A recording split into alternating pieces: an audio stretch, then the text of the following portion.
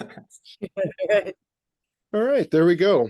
All Uh, right, well, welcome everybody. And again, if you're just joining us, please put your name in the chat.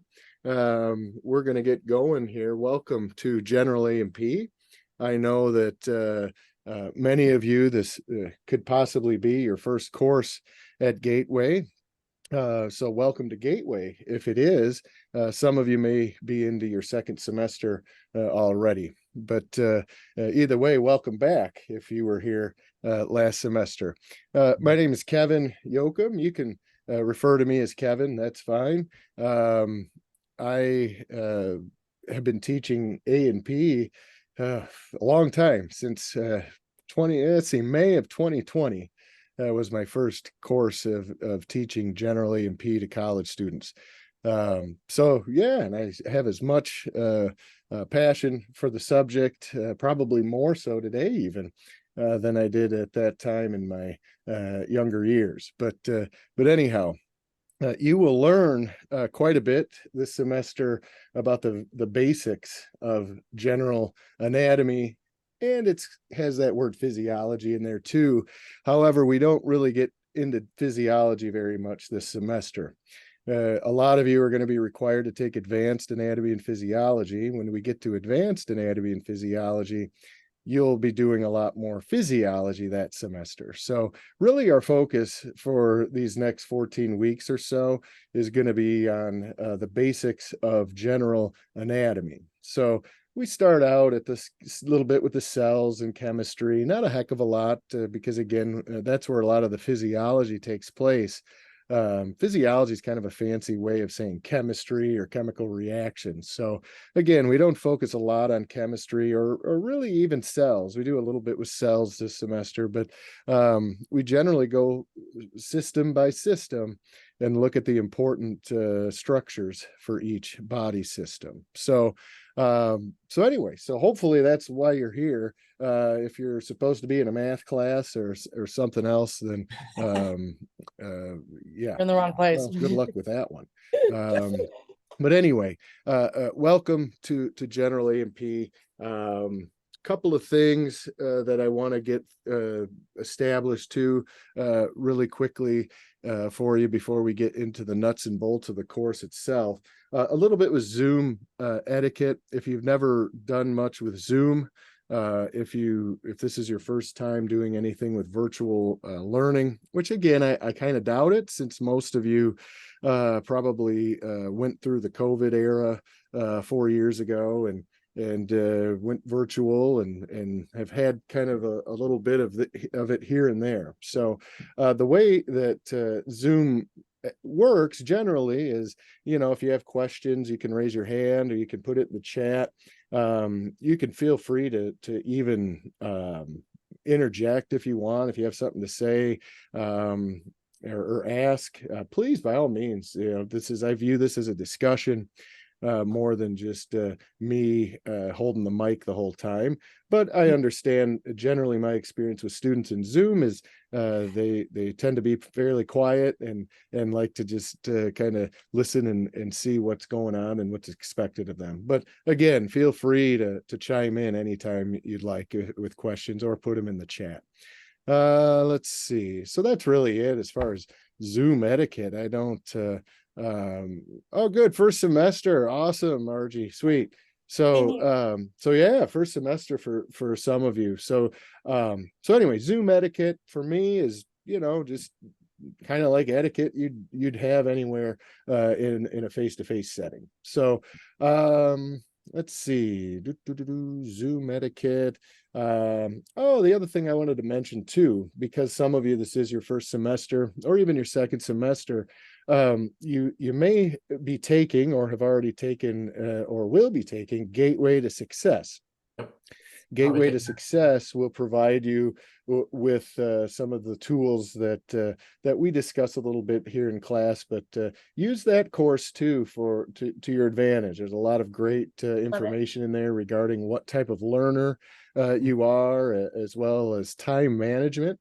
I think I teach Gateway to Success too. I'm not teaching it this semester, but I do teach that, and I've helped with the creation of the curriculum and kind of keeping it up to date. And So I really enjoy the results that students come away with from Gateway to Success. So again, it's a course that you can definitely get a lot out of, and learn quite a bit about yourself and what type of student you are.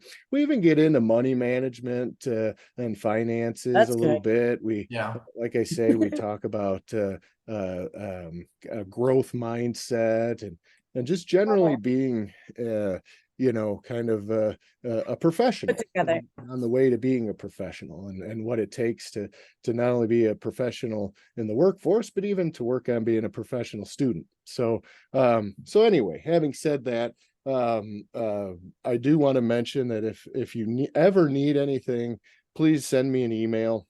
I reply very quickly, generally, usually within a few hours, but sometimes within a day or so. But so anyway, if you do have questions about anything, whether it's this course or even anything to do with Gateway, I can probably lead you to the answer if I don't know it. Let's see, what else did I want to touch on? Let me check my notes real quick. I think that was about it as far as it goes. So this course, so let's get into this course. This course is designated with an H, so it is designated as a hybrid course. So it's not exclusively a web course, nor do we exclusively meet on campus. So it's kind of nice. We get a little bit of a blend of the best of both worlds. So which really helps with a course like general anatomy, because we do need to meet a couple of times in the lab to do some dissections. So next week on Tuesday evening, as well as Monday. So Monday morning, this, by the way, the Monday morning and Tuesday evening, it's a stacked course. So you guys are all kind of blended together from my end. So as far as attending, if you again, attendance is never required. I don't require attendance. All of you are very busy. And a lot of times, especially this time of year, with the weather, with transportation, with children, maybe of children, and the school gets called off, but Gateway doesn't call off school, but you have to stay home with your kids, so yeah, attendance is really not something that I am concerned about. Now, if you go 2 or 3 weeks without ever logging into Blackboard, and you're not, then I might email you and ask you how you're doing, but that's really about it. Anyhow, so as far as attendance next week, on Monday at 11:40, we're going to meet in Burlington, room 129 in the lab, and we'll talk about lab safety and a couple of other things. And then Tuesday evening at 6:05, we'll also meet in Burlington in 129, and go through the same thing. So you don't have to come to both sessions. You can come to one or the other. Again, Monday at 11:40 or Tuesday at 6:05, both of them in the same place in Burlington. And again, if you can't make it, that's okay too. So So you let's can't come in see. on like So that's Monday? next week. And then I'll get into the rest of the lab schedule and when we're going to meet on campus to do some dissections here in a few minutes. But as it stands, this course is designed for you to work at your own pace. There's really only one due date. So and that's the last day of the semester. So really trying to have everything done by around April 15th to 20th, somewhere around there, is going to be ideal. Everything is open, everything's available. You can start working on things now. You can go at the and again, I have a calendar, so I'll show you the pace that I recommend.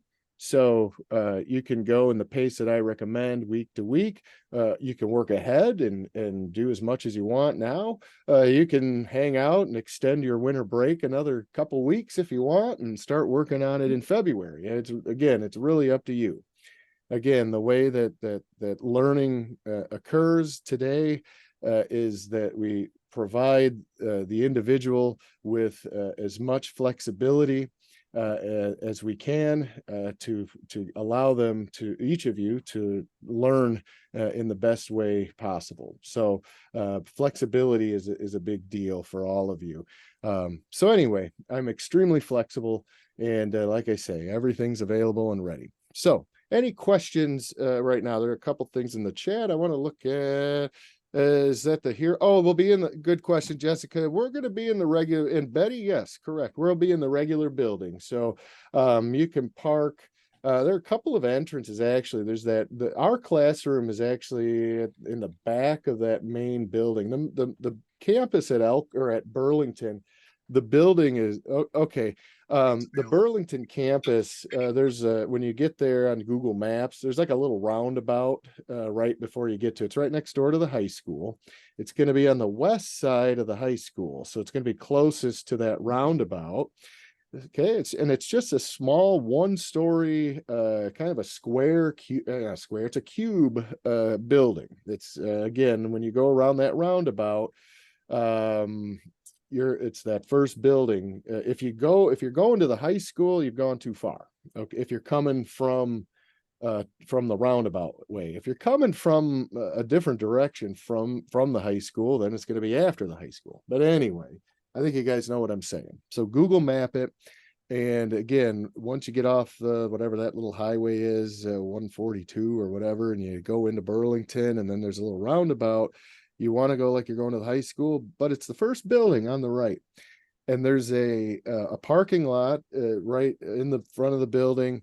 And then you can park really there. And then but I want to mention there's also the entrance in the back of that building is open. So you can always park along the side of the building and go in the back door, because our classroom's actually toward the back of the building. So if you come in the back door of Burlington, you can just come right in the back door, and it's, I think, the second or third room on the right. So yeah, the Burlington campus is really tiny. It's one building. So if you yeah, it's awesome. There's nothing to it. It's one building, one parking lot, actually two parking lots. The other parking lot is kind of across the street near the roundabout. It's too cold to be parking over there, but again, if you got to do what you got to do. But at night there are a lot less people there, so you wouldn't have any trouble. But generally students park in the front of the building and just go in the main doors. And then you want to go to the left. If you come in the main doors, you want to go to the left, because again, it's one square building and one hallway in a square. So we're on the left side of the square, kind of facing the high school. So in fact, when you're in our lab, you can look out the window and see Burlington High School. So anyway, all right, you'll make it. Google map it, you'll get there. And if anyway, so that's next week. Monday at 11:40, Tuesday at 6:05, and again, you can come to either session. All right, let's see. So let's keep her moving and get into syllabus and oh, by the way, so here's Blackboard. Now, again, when you have Gateway to Success, you're going to have Blackboard as well. It's going to have all of your assignments and all of your videos and links and everything in it. Your grade book is found in Blackboard. So we call it a learning management system, or LMS. Some of you maybe used Canvas or Desire to Learn or Brightspace, or maybe you've used Blackboard or Moodle or something like that. There are a million of them out. Not a million, but there are a lot of them. Now, just as you're going to get used to Blackboard, though, because most of you are new, we are switching to a different learning management system beginning, I believe, in the summer. So, and it's a better system. This Blackboard's fine. It's a little bit kind of, I don't know, for lack of a better word, it's a little old, a little archaic, a little clunky sometimes. The new one we're going with that you're going to be getting, I believe, like I say, in the summer, is called Desire to Learn, Brightspace. And that one is much more slick and user friendly, and it's brighter. It's called Brightspace, and it definitely is a brighter space. Anyhow, LMS to LMS or from Blackboard to Desire to Learn, there's not going to be a heck of a lot of difference regarding clicking. It's just mainly an appearance or an aesthetics thing. So anyway, so as we look at our course shell, we see the announcements are first, and then the Zoom room. Many of you maybe clicked on that to get into the Zoom room. And then this tab, the syllabus and instructor info. This has my office hours and my office location. I prefer I prefer to get everything taken care of through an email. I also can record short Loom videos. Loom is a it's a video creation tool. So you guys all have access to it. It's free at Gateway. But anyway, if you have a question or if you need me to show you something, I can snap a Loom video together in about 10 seconds and send it to you via an email. If you do need to meet with me for any reason, in Zoom, we can certainly set up a time. I'm even available on weekends. So anyway, I'm almost never in my office because I go to multiple campuses and I'm kind of pulled in a lot of different directions every semester. So if you do need to meet me in person, we can arrange to do that at the Burlington campus. Now I am in Elkhorn Friday mornings. So if you really needed to meet with me in person for some reason, and you live in Elkhorn or near there, I'm there Friday mornings till maybe 10 or so. So anyway, 99.9% of what needs of questions that need to be answered, we generally get it done through email. But anyway, syllabus and calendar. So let's take a look. All of your courses are going to be arranged similarly. That's what I was trying to say a minute ago with the course shells. Almost all of your courses are going to have this similar setup. Now, some instructors have a bigger setup. Some have a smaller setup. So I'm going to share my screen. You can't see my syllabus. Let's see. Great. Thank you. There's an app. Yeah, there is a Blackboard app. Good question, Miss Tiffany. There is a Blackboard app. And it is a little clunky. It's not great. It's not horrible. It used to be brutal, but it's a little bit better now. You can't do a heck of a lot on it. But again, primarily, you guys, what you're going to want to use is the McGraw-Hill Connect. And so that does not have an app. You can access that through, and I'll show you, you can access that through the web, through McGraw-Hill Connect website. Those virtual labs, I'll get into them in a second, but I do recommend that the virtual labs be done on a tablet or a laptop or a personal computer. If you don't have access to any of that, you can do them on your phone. It's just a little, well, but you work with what you have. Now, I do believe that Gateway, through their learning center, you can rent out for free. I guess not renting, you can borrow. It's like a library through the learning center. You can borrow or check out a laptop. So if you need a laptop this semester, by all means, I'll leave myself a note. I will send an announcement to all of you, and it'll have the info on who to contact, or I think there might even be a form. Anyway, I'll find out, but if that's something any of you are interested in, that's a good thing to take advantage of. Take advantage of that just sounds weird. Anyway, something that we can offer you is the use of a free laptop all semester. And yeah, if it putzes out on you, you just bring it in and they'll give you a different one. Announcement info, laptop, checkout. So yeah, I got to write notes. I'm getting old, so my brain, I can't remember everything. So bear with me sometimes. All right, so there we go. Anyway, I'll put it out, so we'll figure that out if you do need access to that. So the labs secondly, too, all of the the primary campuses, so Elkhorn, Racine, and Kenosha, all have learning centers there. So if you need extra tutoring or any assistance, if you need help with someone to read your exam, well, we don't do your exams and quizzes are all everything's built into McGraw-Hill, so it's very user friendly. This course is not intended to be stressful. Okay, it's That's great. intended to be informational and educational, and you're most of you, if not all of you, are prepping to take the HESI exam. So I'll show you a couple of things to prep for that, because really that's what this course is intended to do too, is to prepare you to pass the anatomy and physiology portion of the HESI.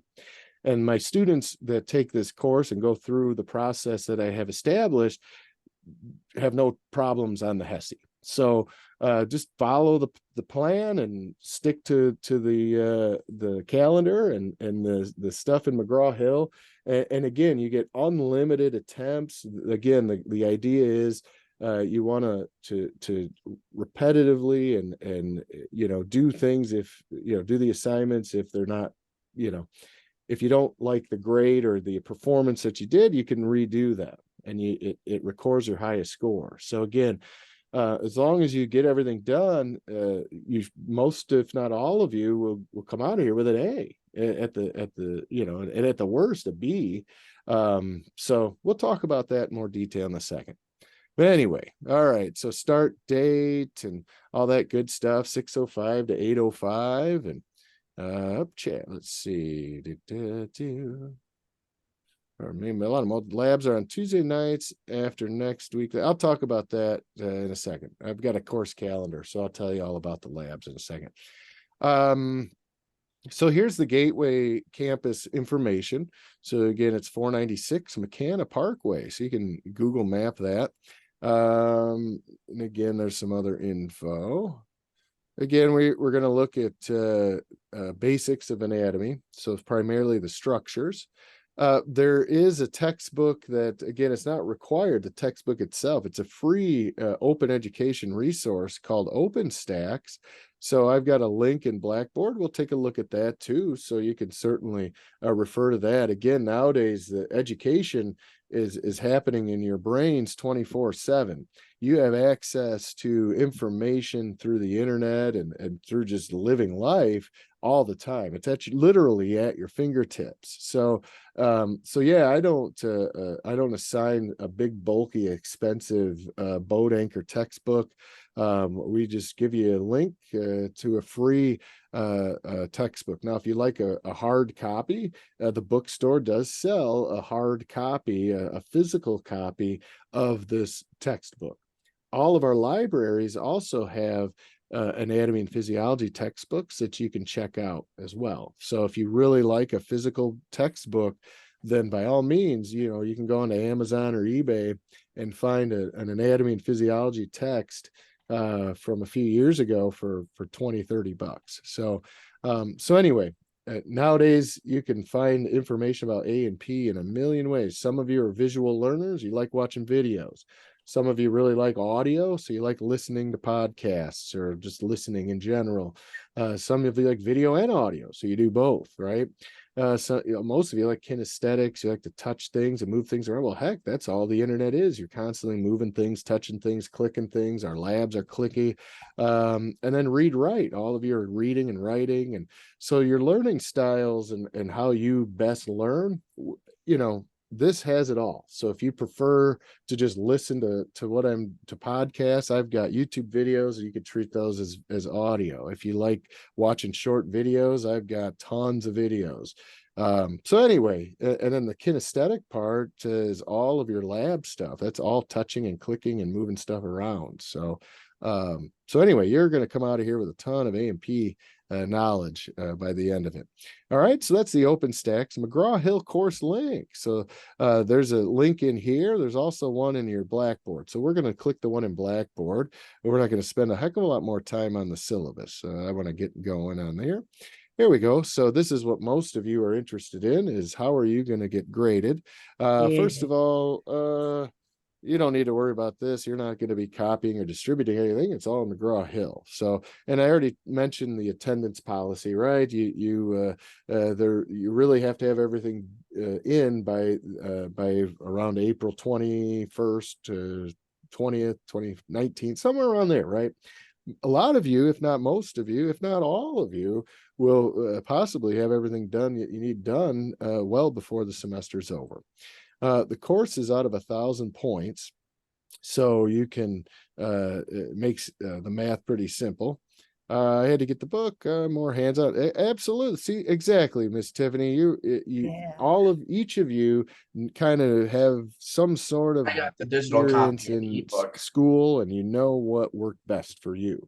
Yes. And so, yeah, I try to really just provide every type of learner with all the possibilities. Kind of like Golden Corral, right? You go in and you're at the buffet, and we don't require you at Golden Corral to eat every single thing at the place, right? We just want you to belly A up little to bit of everything on the there. chocolate fountain, Yeah. if you like that, or maybe you like the salad bar, or maybe the carving station or the pizza, and then that's just where you hang out the whole time, right? So I'm and hungry. some folks, they like a little bit of everything. My dad, he goes to Golden Corral and he hits every single possible item. So it just depends on who you are and what your taste is. So getting hungry.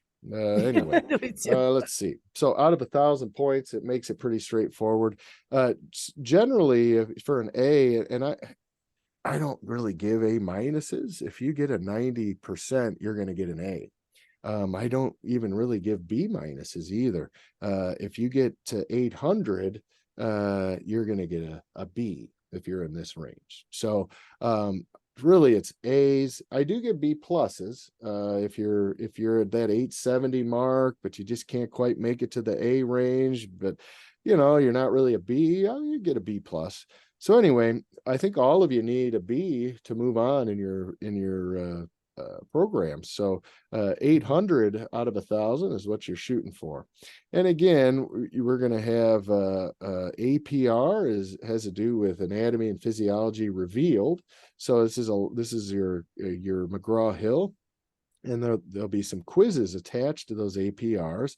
You have 20 of those throughout the semester, and they're 25 points a pop. And again, they're unlimited attempts. Now, the bugaboo, I guess, the with students sometimes with this is the APR and the quizzes are combined. There's no way of separating them. So when the APR is a lot of identification and locating different things and typing things in and highlighting different structures. And students have no problems. They zoom through and they really get that. It takes anywhere from half hour to an hour maybe to do. And then the quiz is at the end, and the quiz is just reinforcing all of the stuff you just did. Well, maybe you got 20 out of 25 on the quiz and you really wanted a 25 out of 25. Well, I think the way McGraw-Hill has it set up is you have to go through the whole friggin' thing again. I don't think you can just retake the quiz. So, but that's not a bad thing necessarily, because if you want to retake the quiz, you have to go back through. It's going to reinforce what you didn't get, and then so anyway, keep that in mind. I'm not 100% sure it's that way. I'm about 85% sure it's that way, but just be aware, if you do the first unit APR and quiz and you get whatever you get in the quiz and you don't really like it, you want to redo it, you may have to go back through and do the whole assignment again. Again, I'm not 100% sure. That's how it was last semester. Supposedly they've been trying to change it. I don't know. But it's not a big deal. Like I say, the best way to think about this, anatomy, you have 14 weeks to learn, I don't know, hundreds, probably 200 or 300, 400 structures. You're not going to remember all of the things you learned in this course in just that 14 weeks. The idea is we're giving you exposure to some of the basics that you're going to use day in, day out in your chosen field. So this is lifelong learning. So you're going to be getting this information about the basics of anatomy. And again, I don't expect you to walk out of here knowing what I know. My first anatomy class, I'm 48, almost 49.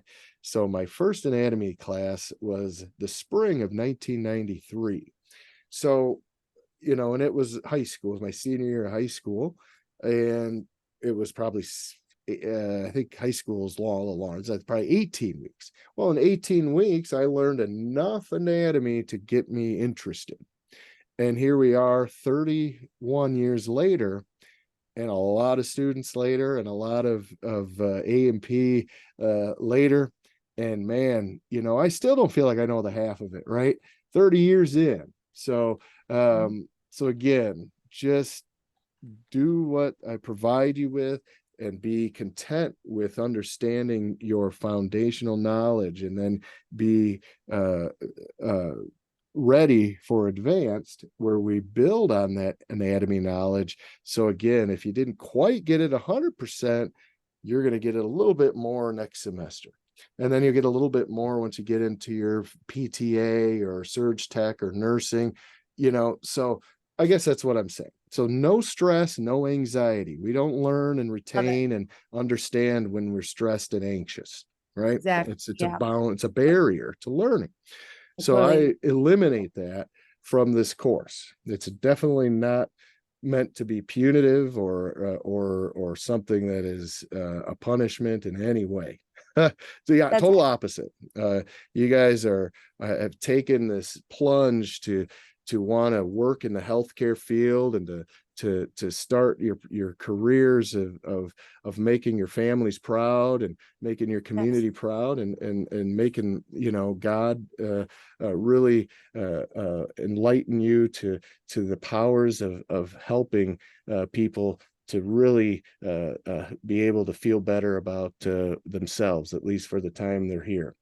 Yeah. So you have a lot of power in your hands as time goes on, and the more knowledge you get up here and experience you get here, your ultimate goal is still to just encourage and enable the patients to heal through whatever means that you're provided with. So because in my background's all in orthopedics, so I've done a lot in my I've worked professional with world orthopedic. outside of education, in rehabilitation, of surgical rehabilitation, injury rehabilitation, motor vehicle accident rehabilitation, but muscles and bones and nerves. That's my background. And yeah, I've never healed anybody. You know, I've helped a lot of people and encouraged a lot of people to take the steps that are necessary for their bodies to begin the process of healing themselves. Our bodies inherently want to attain and maintain balance and homeostasis. So a lot of what we do in the medical world is through pharmaceuticals, or through procedures, or through even modalities such as physical therapy, or stretching, and whatever it might be. The idea is we're really ultimately trying to get the patients to try and get to some semblance of balance or order. So anyway, that's why you're here. And it's going to be stressful. You'll have plenty of stressful courses, right? You'll have plenty of intense moments in your couple of years while you're at Gateway. You'll have many more while you're in the real world at your clinics or at the hospital. But it's important for you to take time now to really grasp and understand the importance of having that ability to maintain composure, and to have a high level of adversity intelligence, and a high level of emotional intelligence. When we're faced constantly with triggers and stimuli, those are potentially, we can potentially see them as being a problem or adversity. And it's how we handle those triggers and those stimuli, and how we manage that potential for stress, that's going to enable us and encourage us and keep us going with a healthy, balanced attitude and outlook towards school, towards our families, and towards our livelihoods in the profession. So anyway, yeah. All right. So let's see. About the Hesse, yeah, I'll talk about that. Let's see. Yeah, no shame in buying a text for sure. I'm a textbook. I worked at Barnes and Noble when I was in college, many moons ago. Would have been in the 90s, longer ago than some of you are alive, potentially. Yeah, I worked at Barnes and Noble 97 to probably 2000 or so while I was in college doing some work. About the Oh, Hesse, do we purchase now? I'll talk about that. No, and financial aid does not pay for that. I don't think, but I'm not ooh. 100. That one I don't know. I'll write a note and find out. Awesome. We must find out. Yeah, I gotcha. I'll find out about the financial aid part because I really don't know that part of it. The cool thing about the Hesse though is you can take it from home now. You don't have to go No to a testing way. center. You can do the test, I believe, from the comforts of your own home. So again, What? all of the testing and everything I do is all virtual because you are going to have to take a Hesse, then an NCLEX or whatever certification exam, and that's going to require you sitting at a computer with a timer and being able to read and click and all of that. So excellent. Yes, pediatrics. Yeah, the little buggers. It's always, yeah, Yes. they're the ones that really need it the most. Well, we all need Yep. it, but it's tough to see the I little love working with buggers kids. who are just fresh and new and having the kind of stress, that Patients, because they're scared potentially all the time. exists there. So yeah, I'm scared too. just okay. All right. Sounds good. I hear you. Betty, that's fine. All right, good. So it looks like several of you have experience in the healthcare world, and that's excellent. So you already have some sort of calling, if you will, that you've taken heed to and maybe listened to a little bit. Others of you are maybe just at the very beginnings. Maybe you've switched careers, or maybe some of you are right out of high school. That's the beauty of Gateway and Oh, yeah. what we do at Gateway, and the students is I have students that are 16, 17, maybe even still in high school coming in, and then I have I think my I wish oldest I did students that. have been in their 70s, so, and everywhere in between. I've Oh, had attorneys who've retired and now decided they want to work as a healthcare, as a nurse, because their family's getting older and oh, that's who they want to help. So I that's mean, what I all of you did. come from a whole bunch of different directions and have a Love whole bunch it. of different intentions and dreams and visions and goals about where Yeah. you're going to be in the future.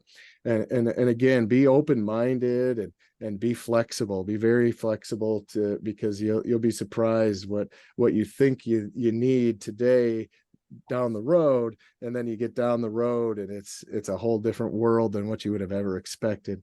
So yeah, it's fun. Life is fun. Getting older is definitely has a lot of twists and turns, and Love again, it. be flexible. Never lock in and then get all these signs and signals that this maybe isn't for me, but you're just Yeah.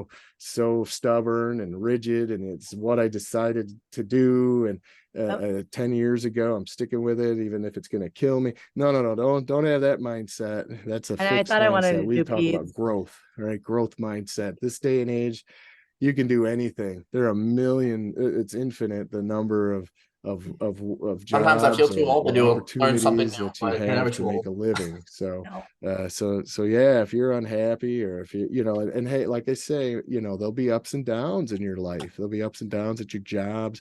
It's just, don't let the highs get too high or the lows get too low, and but don't bury your head in the sand either, and Okay. be unaware of the signs that God's giving you to maybe make some changes. And those changes may be just within what you're doing. It might just be at a different location or something like Love that. I it. mean, there's the thing about it, you guys, you picked the right field, because the healthcare field is not going anywhere. In fact, it's constantly Needs people. growing. It's all over the country, it's all over the world, so you have the flexibility for moving. We have visiting nurses that sometimes they go live in Texas or Arizona in the winter, and then they come back up here Ah, with family in the summers smart. and do nursing here. So you can be a traveling nurse, a visiting nurse. I mean, it's the best. It really is. You may even find a spot right in your backyard that you just love, and you'll be in that clinic for 30, 40 years, your whole life. I mean, so again, just be open to anything, and you're in the right place as far as potential. There are tons of potential, and the medical field is vastly improving regarding its how it treats patients and really what its intentions are for healing. Oh, you guys are never too old to learn. If I were to No, tell you guys, I'm in school right now too, not a Gateway. I'm you doing some other rock. courses. I'm doing another doctoral side in leadership and health sciences. So I'm in school too. I'm 48, I and I love have to it. log into Blackboard on Mondays and Wednesdays and sit in Zoom sessions as a student. It gives And you I have something to to write do. papers, and I have to submit assignments and take quizzes, and I haven't had to do that in Love it. years, right? This has I, been so I feel for you. I get it. I understand, but no, you're that's never too cool. old to learn. That's the other thing I want to mention, especially I with love that. healthcare. You have to continually keep up with your education. They call it CEUs, or continuing education units. So you guys will be lifelong learners just by nature.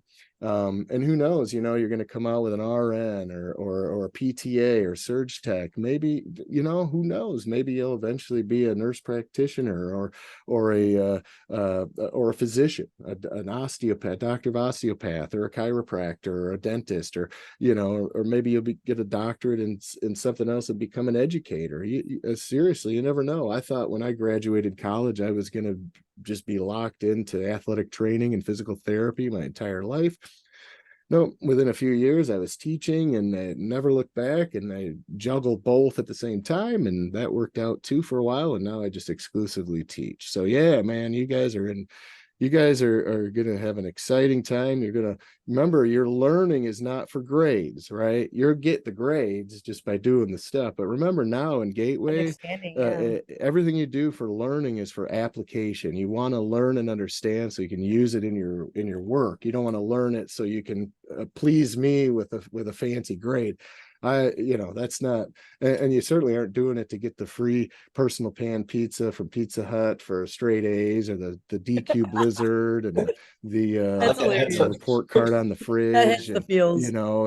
that's good too. Don't get me wrong; those are all great side benefits We'll for remember getting that. good grades. But nowadays, the good grades mean that you're applying and getting information for usable, right?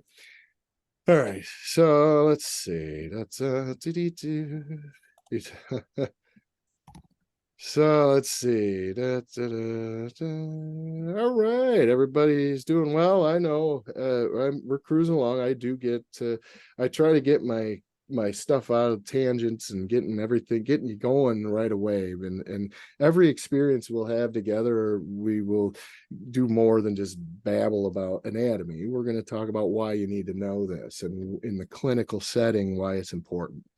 And in your personal lives, why you need to know chemistry and cells, and why it's important to know what skin is and all the different layers. So anyway, that's what you have to do. It's not a lot. And then you're going to have 5 exams. Those are also in McGraw-Hill. 100 points a pop. And again, those are unlimited attempts. All multiple choice. Your HESI's multiple choice, your NCLEX, everything's multiple choice. So the idea is we're preparing you for multiple choice, timed, computerized question. All right, some key dates. Hopefully you don't have to worry about this, but you can drop the class up for, you got about 2 more weeks. So if something comes up, or maybe this isn't your style, you can get, I think, 60% of your refund of your tuition refunded if you, and nothing on your transcripts if you drop by the 31st. Again, I want to emphasize, if any of you are struggling, having issues, you feel like it's too much, or even if something unexpected happens and you just have to take a little step away, before you drop, before you withdraw, before you get out too far on the ledge, just please email me, because I will help and do everything I can to pull you back in off of that ledge. Okay. Again, I'm very flexible.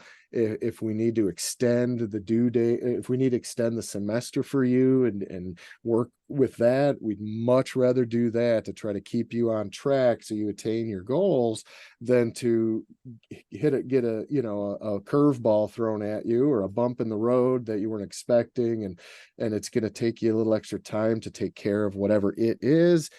Please don't drop. you may have to, but don't do it until we Oh, talk because it happens every semester. And again, I'm not a gloom and doomer. I'm a realist, and it does that something comes up, and it's usually about the middle.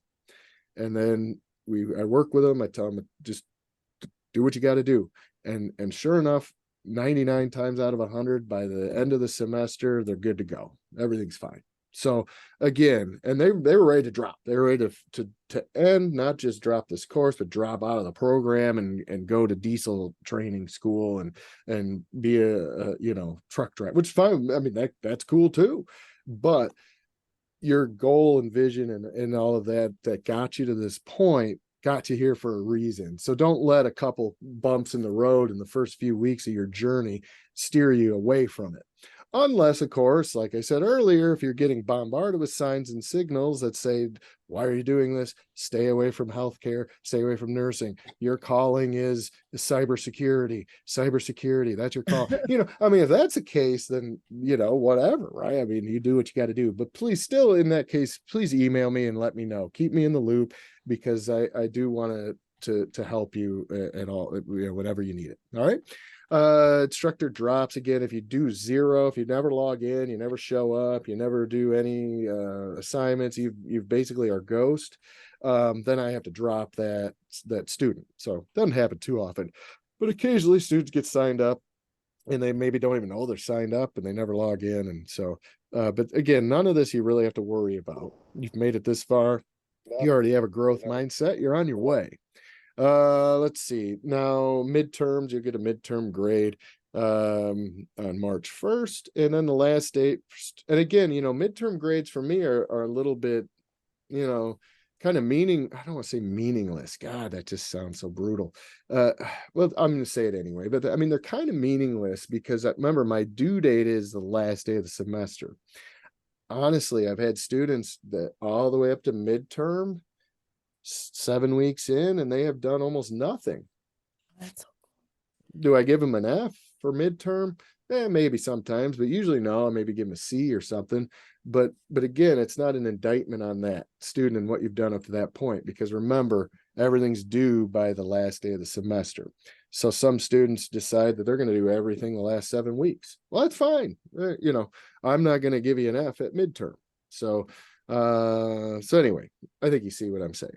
All right, anyway, last date for withdrawal. So man, again, if the S hit the F or whatever, things really went south for you, you have up until almost the last day of the class, March 26th, and you'll get a W on your transcripts, which is better than an F. W's don't affect your GPA. All right, here's a small sampling of the course schedule. I'm going to open the course calendar exclusively to see that in just a second. Let's see. Syllabus.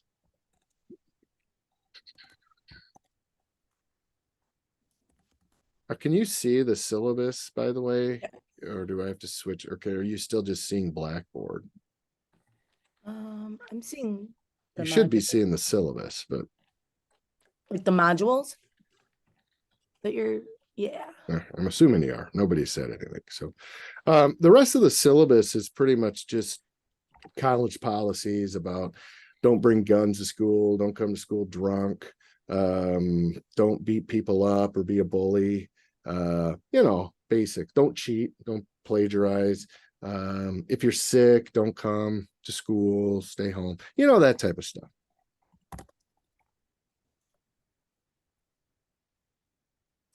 Okay, let's see.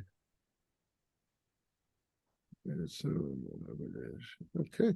Well, a couple things too. We do there are a couple courses that give nursing students and allied health students issues. And again, I want to emphasize that to please use the Learning Center for any of your courses. Some students, they'll go into the Learning Center one time, they'll get an hour or so of experience, and then they're out the door and they never need it again. Some students go in once and they really like it, they get a good experience, it becomes part of their time management plan, and they're there every week. So, but don't forget about it. If you're struggling, one of the courses students struggle with is quantitative reasoning.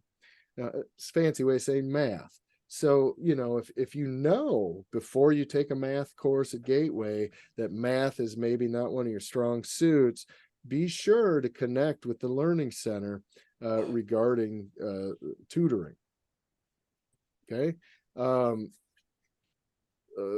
Another suggestion for courses that are helpful, potentially medical terminology. Some students take medical terminology along with A&P. It's not required, but that's oftentimes helpful too. Anyway, that's just a side note. All right, let me see. Let's get the wheels back on track. Well, I mean, they're on track anyway. So are you guys done with the syllabus? Okay. Yep. Again, you can access it anytime from here. The goal is really to get to at least 800 out of 1,000. All right, the calendar. Pardon me. Yeah, it's so cold out, and the air's so dry, and oof. Some water. That's what we get for living Yeah. where we live, right? It's part That's of the very territory. true. All right, can you guys see the course calendar that I pulled up? Yes. Okay. So next week we're going to meet in lab on Monday and Tuesday. We'll talk about lab safety. We'll talk a little bit more about Did we kind get of the classes in class? maybe unit 1, or we'll get into McGraw-Hill Connect. So try in the next week to get access to McGraw-Hill. So next week when we get together, I'm going to pull McGraw-Hill up, and we're going to look at the assignments, and we're going to start checking some of those off. Okay. Yeah, go ahead. Corbin, you got a question? You can unmute yourself if you want. Do we get the goggles or glasses and at the next Monday for Bookstore. Hmm? The bookstore. bookstore? Yeah. So you have to go into the. So I have to go back into the school. Hold on, Corbin. I'm gonna let's see. Go ahead and talk. It says you're unmuted, but I can't hear you, so that could be a problem with me. Hold on, it is. So I'm on mute. So Corbin, go ahead again. Try again. Okay, so do we get? So I was told that you get your glasses or goggles in the bookstore. Where do we go to get that? Thank you for bringing that up. I almost forgot. You do not, and darn it, the bookstore still has that apparently as an item to purchase. I supply those. I have boxes and boxes of Oh, I wish goggles. I would have known that. I didn't know those knuckleheads still had them that on the class list. That's sticky. Yeah, I didn't order how- mine online. It's that I could, but I didn't. I ordered the ebook Well, then you did good. class, but Excellent. Yeah. Well, that's good. You definitely need the McGraw-Hill. That is a must. I'm having trouble getting access to that because of the code or whatever that you need. Yeah, I'll show you guys that in a sec. There's a couple weird bumps with that the bookstore has at hurdles. So that's really my primary goal, is to get to the McGraw-Hill. So I think that's coming up next. So we'll take care of that. And yes, I do apologize. I'm going to write myself a note about the goggles, the safety glasses. Yeah. We But we need dissect. lab coats too. What's that? But we need lab coats too. No. I have everything you need for lab. Okay. When we're in lab, do you want us to wear the scrubs? Of course. Oh, you can, yeah. So as far as I'll probably wear scrubs for that. yeah, you can wear Sure. scrubs. So next week, when we meet up, I'll discuss. I've got a big PowerPoint, and you guys we'll do a little kind of a quiz. It's an extra credits quiz together in class about lab safety and expectations. So yeah, for now, yeah, no, you don't need to bring anything next week for lab. You can dress however you want, because we're not going to be slicing or dicing or anything yet. And also Tuesdays. Are we still meeting up for that then? Monday and Tuesdays? You can come to either one. Yeah, you can come to Monday at 11:40, or you can come to Tuesday at 6:05. Okay. Whichever one works. It doesn't matter what roster you're on. I know, Corbin, are you on my daytime roster? Yes. Yeah, so if you want to come at night on Tuesday instead, I'm perfectly Or fine. can I with come that. both days? Oh, you come both if you want. You're going to hear the same stuff Oh, both snap. times. It's, yeah, Well, I it mean, because I might could get twice the benefit. might be repetitive for you, and you might pass out, but that's okay. I'll make sure to keep the sharp tools away, and Right, I'll Betty? You put kidding? put a paper It's towel always good. under you, so if you drool, we'll make sure we catch that too. But yeah, no, you don't need to come to both. Now you're talking about being a glutton for punishment. There, that's woo. So yeah, once is plenty. Just thought I would throw that joke out there. But if you feel like coming both times, by all means, especially once we get to dissection, right? I mean, maybe you have so much fun That's cool. dissecting the brain on Monday and the eyeball, you want to come Tuesday and do it again. I'm perfectly fine with that. I certainly Right. have no Or trouble if you're with like that. struggling, why not?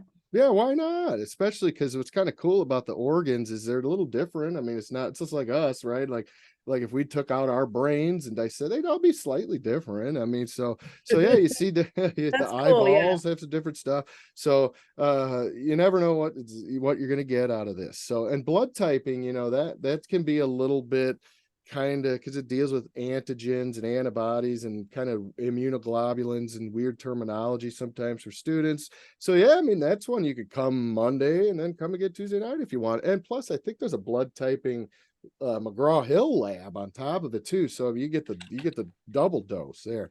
But yeah, so the wet lab dates that we're gonna, so yeah, no goggles, no supplies at all for labs. I'll supply everything you need. Yeah, now if you did buy them, and you might be able to take them back and refund them, unless, I don't know how they even come packaged. So if you really haven't tampered with the packaging, you can probably take them back to the bookstore. At the very least, they'll give you some store credit. You can get some notebooks or candy bars or something. A t-shirt maybe. Oh, yeah. So let's see. So again, because this is hybrid, we meet less than 50% of the time. So I've selected the what's worked best for students. Again, this is I've tried where we meet every week. I've tried where we just meet once, and I've tried where we meet a handful, and that the handful of times is the most productive, I would say, for the group. So that's generally what I do, and then we Zoom the other days. So anyway, next week we'll be in wet lab. You can see on the calendar, I've highlighted them here. And then we're going to have a week off from wet lab, and we're going to meet in Zoom on the week 3, kind of like we're doing today. And we'll get into some McGraw-Hill stuff. I'll talk about some more details about cells, tissues, and skin that day. And then we'll meet back week 4, and we'll do some blood typing, and then we'll have a couple weeks off, and we'll talk about bones and muscles a little bit and together in here. And again, when we're doing blood typing, that's not going to take the whole 2 hours. So we're also going to look at bones and muscles that day too.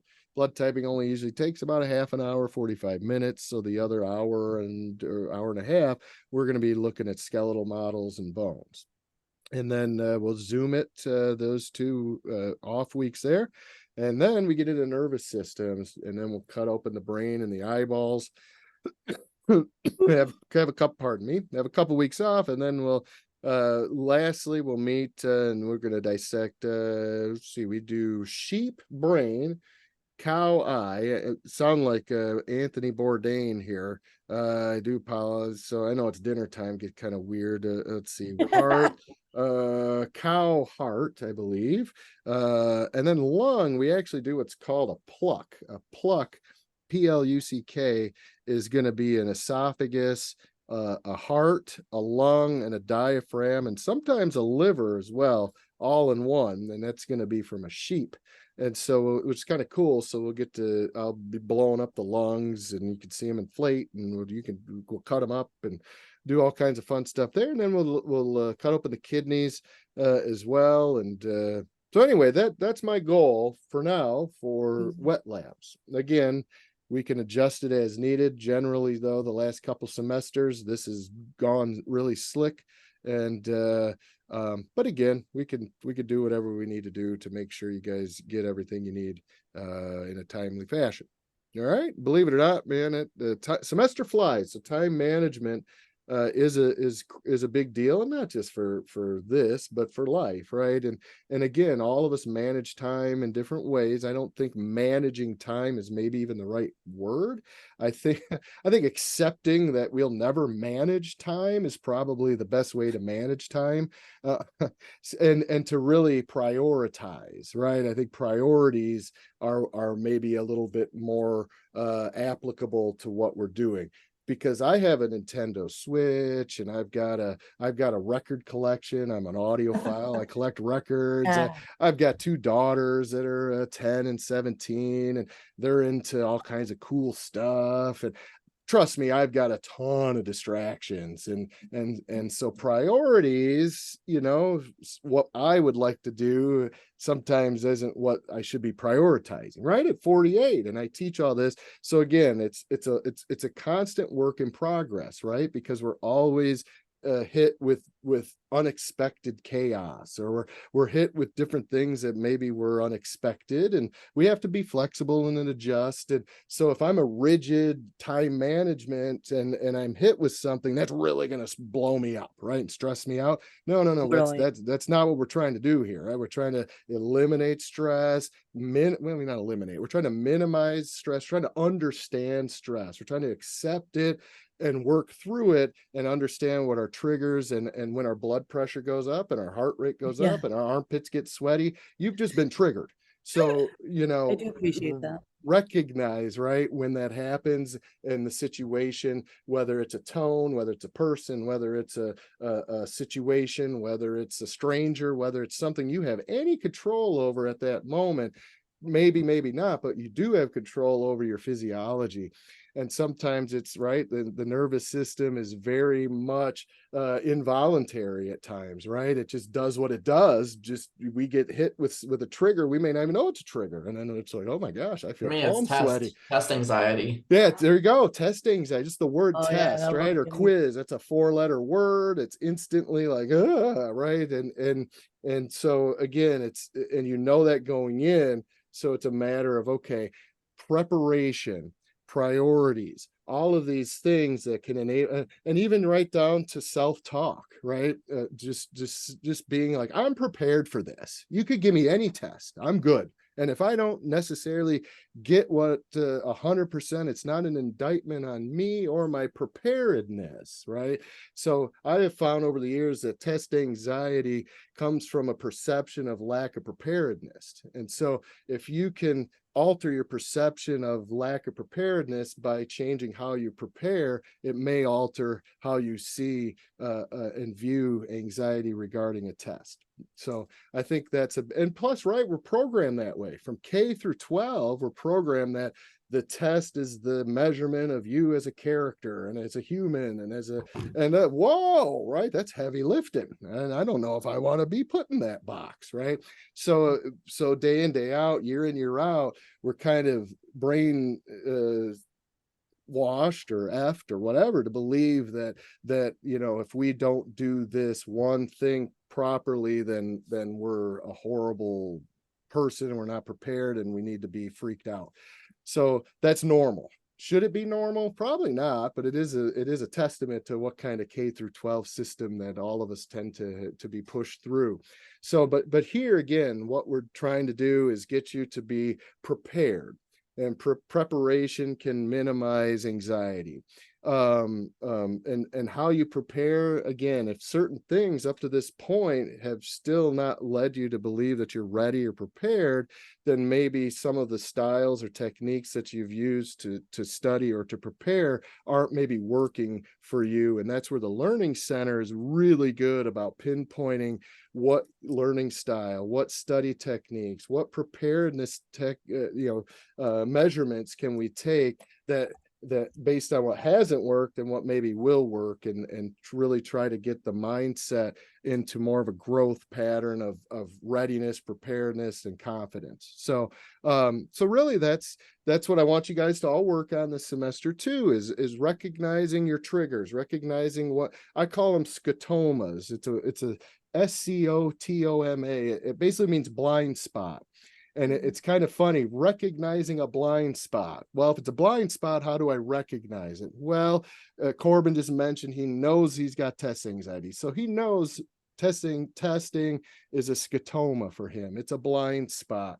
So but some of you may not know what those are yet, so you'll learn them or be open to learning them based on how your physiology responds to situations.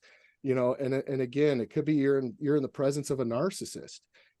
As we move forward in life, when I was young, I'm still young, damn it. But anyway, when I was younger, narcissism and that word was really kind of reserved for like psychiatry and maybe like sociologists, right? And so we didn't really hear it a lot in the mainstream, and so we didn't really even know what it was. I mean, I but nowadays, because of social media, because of the constant being on camera potentially, right? We're all reporters in the field almost, right? With a camera or with a phone that is a camera. So people's behaviors and how they respond in public just are being more put out there for all of us to see, and we can all kind of think, damn, I'm not alone in this, right? I'm not the only one who feels this way whenever I'm around this kind of behavior.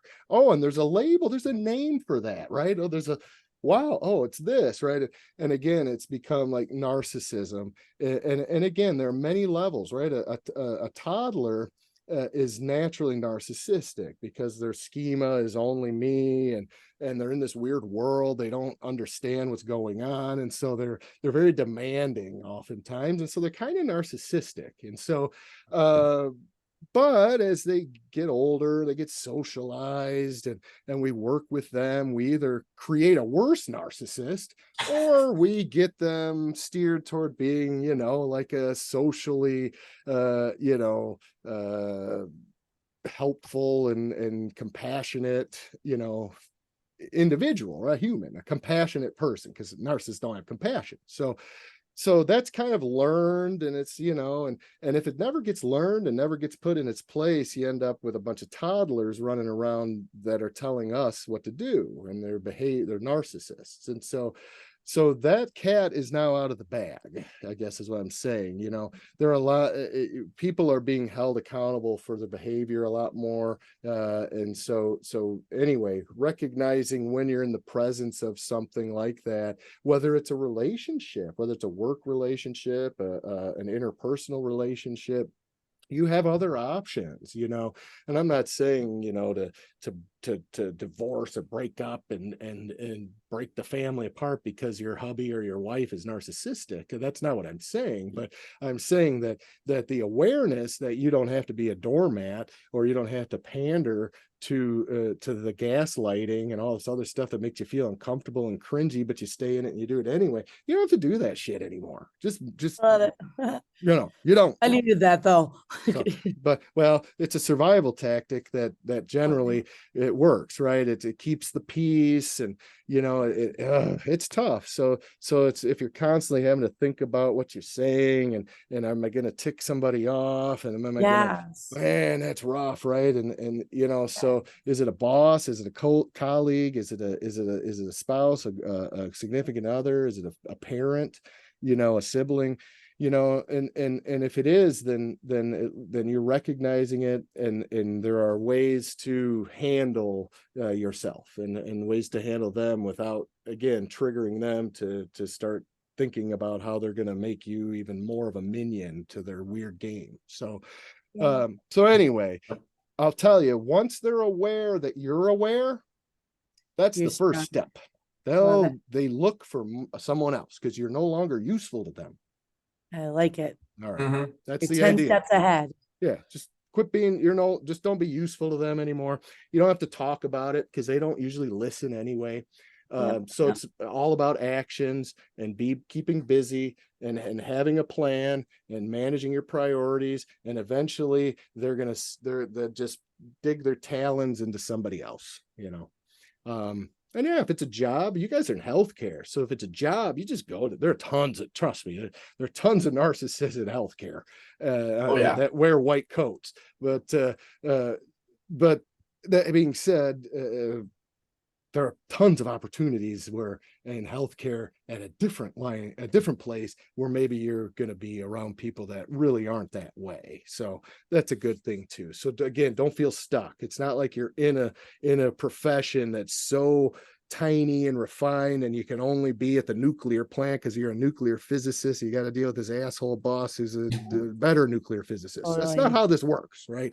No. I can go across the street and get a better job, you know, for in a better place and not have to put up with BS if I need that. So anyway, yeah. So pay attention to that. That's part of your gateway to success. That's part of your life skills. That's part of your anatomy physiology. It's part of building boundaries with patients. You're gonna have tons of patients who are narcissists too, you know. So you have to have boundaries and intentions and all of that stuff lined up, right? You just gotta and it's never ends, right? It's a work in progress constantly. So anyway, my best advice too is to have, if you have your intentions in the right place, and when you get to work or you get home or you get to school or even the mall or the Target or the grocery store, wherever it is, as soon as you get out of that car, you just take a breath and you're going in with intention and you take care of your shit, you get out the door, right? Because the Yep. second you're kind of like, yeah, that's when things come in. And So so true.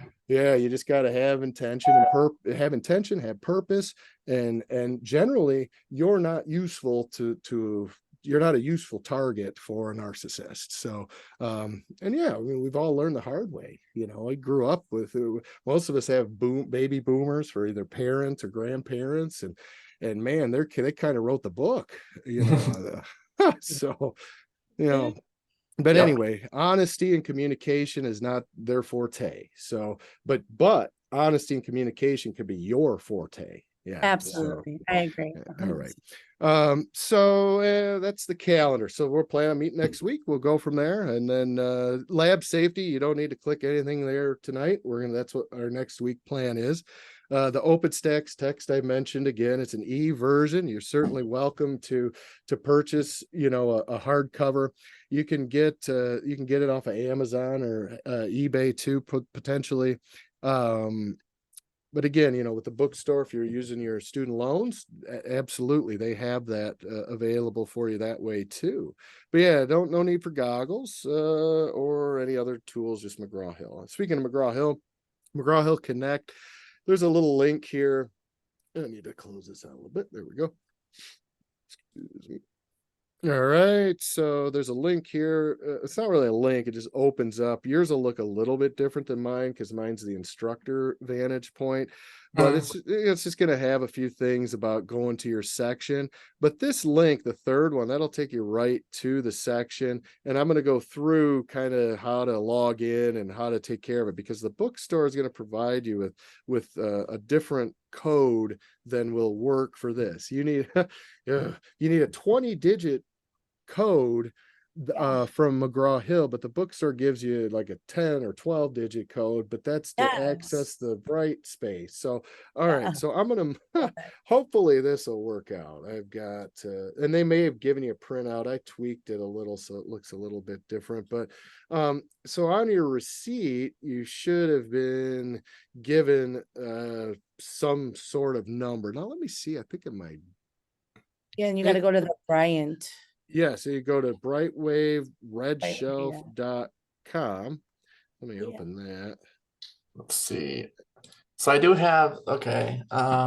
Here, let me put this. I don't know if I shared this, but let me do connect. Let me copy this link. I'm going to put this in a announcement. Okay, my shelf. Yeah, it says redeem your access code from the Follett Bright Wave. Okay, good. Yep, that's what we want to do. So then I don't know what my code is. Okay, did you log in and create an account for Brightwave? Yes, I'm Okay. signed in now. Okay, cool. I may have you share your screen with me. Let me go here real quick. All participants can share. So Corbin, on your screen, there's a share button. You can click that if you'd like. Let's see here. Because okay, don't mind my. Okay, you cannot start screen share while the other participant is sharing. I'll stop my sharing. There we go. Okay, now try. Okay. So I'll share my, don't mind I have a bunch of tabs open. Oh, no, me too. So Okay, this is good. what I'm seeing. Okay, so now you should have, okay, good. This is the code that's gonna, on your receipt, there should be a code somewhere. And I don't know if it says ID number, but it's pretty long. I don't think it's 20 numbers and letters. It's letters and numbers. Okay. And it's usually at the bottom of the receipt. It's kind of blended in with a bunch of stuff. It has a bright wave thing. So how do I move this? Oh, you can stop. There you go. Stop sharing. Okay. Okay. I go to my Gmail then, right? Yeah, did you buy it did you buy it through the Okay. ebook store or whatever? Did you get a Yeah. digital receipt? Yeah, so Okay. go to your email, you should have a digital receipt. It'll probably Let's see. Okay. hopefully. Okay.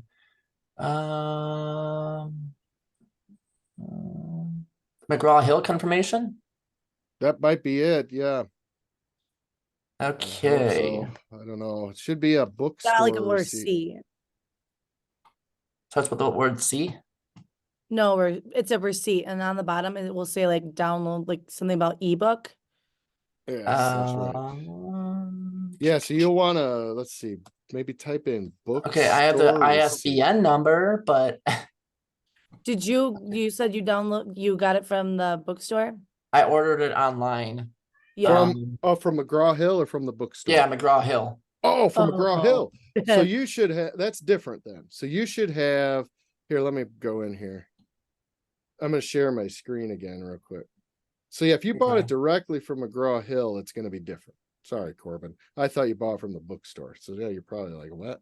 So You don't need McGraw-Hill, you don't need a Brightwave account for the bookstore if you bought it Yeah. from McGraw-Hill. okay, so yeah, So I paid for the book.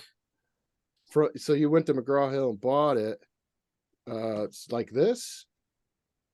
Yeah. So you should. So did you go into like you basically clicked on my link and then you created a McGraw-Hill account and then you got here and you purchased it this way? Yes. You should be good to go. Now go, no Brightwave. Go back into Blackboard. Okay, Blackboard. Yep, go back into Blackboard real quick. And Okay. open this one that says McGraw-Hill assignments. We're gonna try getting in there Do differently. this. And all of you can try this. If you guys have Yeah, McGraw-Hill, I'm gonna sign in my Gmail. Did you? Yep. Okay. Got it. Continue. Okay. Okay, I'm gonna go to this. Go back to home.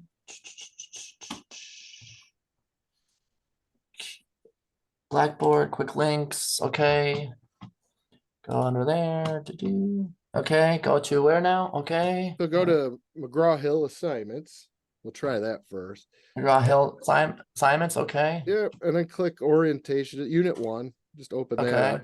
And then click the assignment, intro to the body. Okay, intro, begin. Let's see. Mine's different because that's the instructor side. Okay. Okay, I don't have any assignments that are due in the next 7 days. Good, yep, correct. So you're into McGraw-Hill then. Yep. So, good. Yeah, nothing's due I next don't 7 have any way days. to read the book. Or is this the book? Oh, the book is actually OpenStax is your textbook. So I'll give you guys a quick, so it sounds to me like you're in, Corbin, and I'll show you how to navigate now. Okay. Okay. It'll just take me just a second. Okay, so McGraw-Hill, there are 3 ways of going about this. Okay. Corbin did the direct purchase, which is perfectly wonderful. It's probably a little cheaper than the bookstore. I don't know. It's $95 here. I don't know what you pay at the bookstore. But anyway, by the way, you will use. I paid that and plus tax and location and. Okay, yeah, probably 110 or something by the time it was all said. 107 So or I something don't like mean- that. I don't mean to interrupt, but just so I'm correct, I go to McGraw-Hall assignments and then click unit 1 and then click intro to the body. And Yes, then it pulls up the screen and it says enter your email to join this class, and I push begin. yes, And I have to create an account, correct? correct. Yes, you have to create a Okay. McGraw-Hill account. Okay. Yep, no Then matter I'll what, do too. that while you continue. Oh, okay, cool. Yeah, you have to. Okay, so that's where I was kind I'm of sorry, I going. was confused. No, please. Yeah, I bet most of us are. And notice I said us. I'm with you. So, Okay. but so yeah, the first thing I made this video. And I think I might have sent it out. If not, I'll send it out. But I made a video. Here it is. I did think you sent it out. Okay, cool. This video gives you a little bit of info from the McGraw-Hill part. So basically it shows you that you have to My Blackboard. you have to create an account first, yep, with your name and enter password. So yes, no, and this doesn't matter whether you bought it from the bookstore or whether you bought it from directly from McGraw-Hill, you still have to create an account for sure. So yeah, step 1, create a McGraw-Hill account.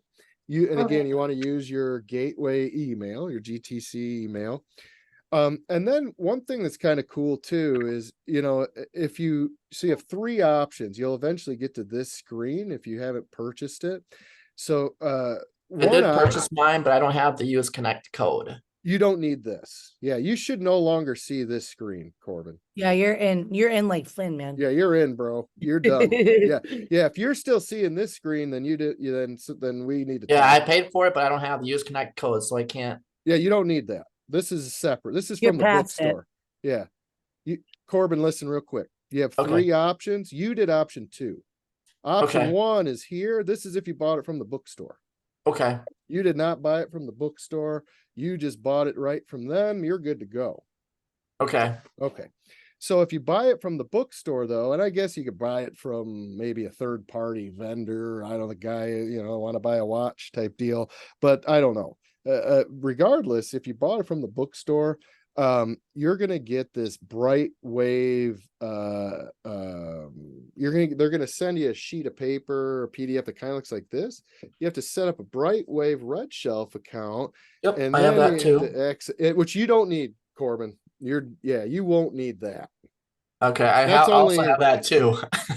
Now, for other courses, though, by the way, the Brightwave account that you'll have the whole time you're a student, because some of your other courses, if you purchase from the bookstore, they put them in the Brightwave. So they'll have like a digital text sometimes for some classes. So yeah, keep your Brightwave login, handy because you might need it someday. But if you purchase from McGraw-Hill directly for this course, you don't need to do anything with Brightwave. Yeah. Okay. But if you did buy from the bookstore, they give you a receipt and they give you this kind of PDF. And so they have to go through this process. It's a lot more clicking and other stuff. But you'll eventually get to where you put the code from the bookstore receipt in here, and then you click acquire code. And then it'll finally give you the 20-digit McGraw-Hill code that Corbin keeps talking about is this one. And Corbin, you don't need that one. But this is where you'll enter, those of you buy it from the bookstore, though, that's where you're going to enter this 20-digit code. Okay. Yeah. And you'll get that in Brightwave if you bought it from the bookstore. If you didn't buy it from the bookstore, you won't have a connect code. Now your other option, if you don't buy it from the bookstore, you can buy it directly from McGraw-Hill, and then boom, Oh, it you're is in. cheaper. It is a little cheaper. Yeah, it's $115 in the bookstore. $115. Okay. So maybe save like $8 or $10, and like there's, like Corbin said, there's taxes and fees and also delivery and handling and whatever else they slip in there. But yeah, relatively though, it's pretty good. Sometimes I'll see the bookstores really gouges students. They'll charge like $300 for something that you could get from a publisher for $50. So I'm glad to see they're not doing that. So, so anyway, so this is good. Now you have a third option. Maybe you're like, I don't really want to buy it from the bookstore because it's out of my student loan money, and I don't know, I don't really want to deal with that. And I get paid next week, right? But I want to get started today. Well, you have a 2-week free trial. So you could click access now without doing anything. Well, you've had to set up a McGraw-Hill account, obviously, to get to here. But once you've done that, you got 3 options. You could do access now. You've got 2 weeks of free trial. You can, and what happens after that 2 weeks, once you purchase it, it just puts your stuff right in. It's the same account. So you don't have to redo everything, right? So you don't do temporary access, do a couple of units, and then you purchase the access and then you got to redo those. No. That's not how it works. It just is linked up. Now, so there you have it. You could do the free trial for 2 weeks. What if in 2 weeks you can't afford it, but you can't have 3 weeks? It's okay. It just kind of puts it in a holding pattern. So you can have the free trial for 2 weeks starting today, but you don't get paid for 3 weeks. Well, for that week, week 2 to week 3, you're just kind of in a holding pattern. It doesn't delete anything or whatever, the course is open until like April 22nd or something. So anyway, yeah, get the free trial if nothing else. And then purchase it directly if you PayPal, Venmo, or whatever, or you can use the bookstore. And again, if you did the bookstore, you have to go through this bright wave red shell to get the 20-digit code. So you can't put the bright shelf code in here. It won't work because I don't think it's 20 digits anyway. I think it's like 12 or something. But I know it's about as clear as mud. But hopefully, the bookstore. I don't know what the answer is because of McGraw-Hill doesn't have a account. Anyway, it doesn't matter the logistics. It just kind of makes things a little tricky. Now at this point, once you have access to McGraw-Hill, meaning you have an account and you've registered your serial numbers or whatever's, at that point you should be able to click this McGraw-Hill link in Blackboard or any of this assignment links, and it just takes you right to them. So I'm gonna do something a little bit different real quick because my end, it looks a little bit different than yours. So I want to pull up what your labs look like. Oh, why am I in this course? Let's see. I've got a ton of McGraw-Hill A&Ps and chemistries and biology, so it's hard telling. I just want to get to this. Oh, that works. It's still sending me the same place. So for the happy, do we have to pay for that or? I am not 100. It does cost, but I don't know how much. Okay. So I'll show you that stuff too in just a second. I don't know why this McGraw-Hill. Let's say I wanted to get through the anatomy and physiology part of class first. Could I do that, or do I have to do that? Do I have to pay for the HESI? You can, I believe you can apply to take the HESI anytime at this point. Yeah. I've had students take it during the semester. So, all right. So McGraw-Hill, I'll talk about that in 2 more seconds. So McGraw-Hill, you've got some options. Next week, I'm going to, so your goal between now and next Monday/Tuesday, next time we meet, your guys' goal is to try to attain McGraw-Hill access. Okay. And and then next week when we get together, Monday in class and Tuesday in class, we're going to dive in. Okay. So your homework is get access to McGraw-Hill. If you want to start, okay, good. If you want to start putzing around on it and, touring it, or by all means, feel free to do that. But remember, in this class, no anxiety, no stress. If you get triggered because clicking is something's not working, send me an email, and we can either get it figured out in Zoom or get it figured out in class. Either way, we'll get it figured out. But yeah, after you've exhausted some things and you're still kind of hitting the wall, yeah, sometimes it's like a puzzle. You just step away, come back, and send me an email. Or send me an email. You can swear at me and send, in the throes of it, right? That's half the thing at POS, blah, blah, blah. I'm okay with that. Most teachers aren't real good with that, but I get it. You Real life. It's real life, IRL. So let's see. So anyhow, this link just takes you to the course. these are the things you need to do. Unit 1. And like I say, for now, your goal is to really just get in there and kind of poke around. It looks like the exams. Well, let me see if I can pull up your course real quick. Because it looks like I just put the. There we go. This should get me. Oh, it keeps doing this happy thing. I don't have that. Yeah, you won't have. Why? But they do have like the books, not the Learning Success Center might have a copy of that book or that study. Some of those books that you need. Yes. You. Yes. So I'll talk about. I'm sorry that this keeps popping up because it's confusing you guys. I'm trying to pull up my McGraw-Hill title page. I don't want to talk about Happy yet. I want to show you this McGraw-Hill Connect, and I don't know why it keeps putting me on this Happy this. It's like there's some sort of glitch in the matrix right now, because I've never even seen this. I don't even know what it is. Your instructor has chosen. No, McGraw-Hill Connect. So something's all of a sudden wonky. Like I don't know why it's doing this. My courses, it's showing I have one course and I have like 1,000. Maybe you try it on my Uh, account, maybe. Where it says my account. I don't know what's going on. So Yeah, I don't know either, but yeah, if I hit my account, it just takes me to my account. So I don't really want my account.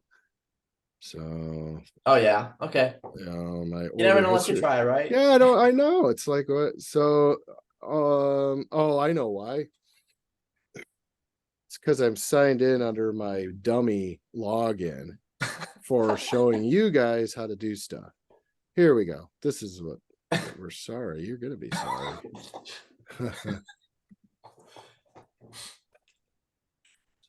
See, technology is wonderful when it works. So I want to sign out of this.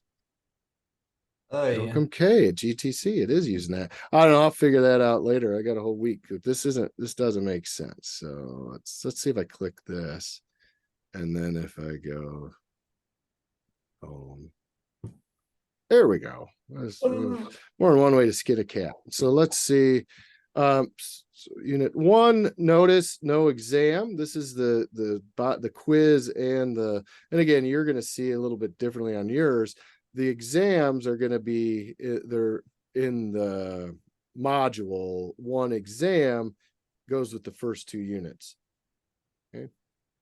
So anyway, when you log in, let me see if I can get it to look like your student view. Here we go. Student view. So this is what you'll see from your perspective. Maybe, I hope something maybe that looks more like this. Is this kind of what you guys see? Yes. Excellent. Okay, good. Let me just So- do that myself here. Okay. This is where I was trying to get. My I'm sorry it took so long. shelf. I don't know why, but we made it. That's all that Okay, matters. I already purchased my account. I don't need that HESI right now. Why does this look like this all of a sudden? ProQuest, don't need that. My ebook. Okay. Yeah, my order is confirmed. Order confirmed. Enter your Connect session web address. So when I try to launch the Connect for my digital copy, it wants me to put the enter Connect section URL. Yes, that is the email. Check your email from me from earlier. It's got the course URL. That's this up. Well, that's not this, but that's that URL that says account McGraw, and at the very end it says 806.177. Oh, okay, so something. that's what that is. Okay. 1BH1. That's the link for the course. Okay, so I just put my the course. All right. Let's see here. The 806.177.3BHA. Yep. Just that one? That link, yeah, that's the link. click that's the copy Well, and actually, paste I'm that just- whole thing, or Let's see, what? cop link, the McGraw Hill Connect. Yep. That one wants me to put a 20-digit code in. All right, Corbin, I'm going to tell you what. You're going to hang loose after class, Okay. and you and I are going to figure this out, okay? Okay. But I don't want to hold up 15 other people while Yeah. we're trying to Sorry, work through I this. don't want to hold everybody else up. So yeah, we're good. It's just this shouldn't be this convoluted at this point, and I want to figure it out, but I don't want to do it while we're so hang loose and just Okay. follow your screen and what I'm doing. So then when we get to you and what you're doing, it'll all be familiar to you. Okay. So just watch what I do, and then when we finally figure it out, then you'll see the exact same thing. All right, so this is what you guys are going to see. Once you finally get access, you should have something that looks like this, and you can access all of this directly through Blackboard. So you can either log into McGraw Hill Connect, flag this as one of your favorite sites or whatever. You can access it this way. You can also get to this from Blackboard. So either way. The other two things I wanted to show you in here, well, that has bonus quiz questions in that, but it has these two items, A&P key concepts, which is basically like an e-text.